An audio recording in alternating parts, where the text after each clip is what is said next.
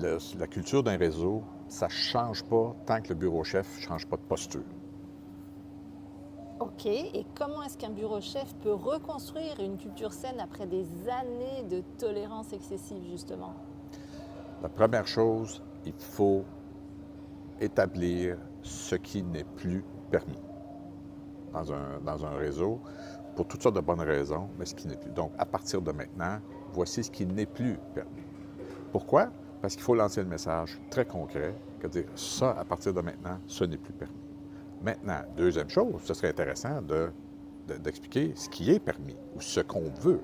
Donc, c'est là qu'on va entrer dans la culture de l'excellence, la culture d'être meilleur, la culture d'être plus grand, culture d'être plus intelligent pour gagner des parts de marché, développer, peu importe. Donc, il faut vraiment tomber sur amener le côté qu'est-ce qu'on veut. Et ça, on le fait avec une charte des attentes.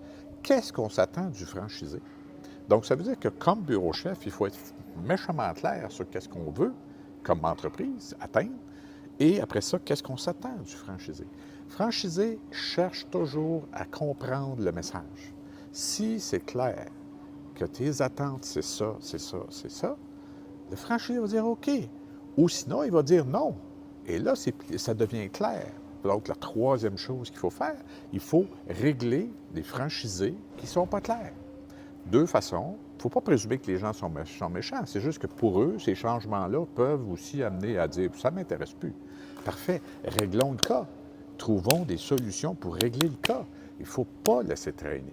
Donc, quand on décide de changer de culture, parce que, bon, peu importe là, le contexte, lorsqu'on décide de changer de culture, il faut être assertif, il faut être convaincant, mais il faut aussi être convaincu et payer le prix aussi, que ça veut dire. Merci Stéphane, tu nous as justement convaincus.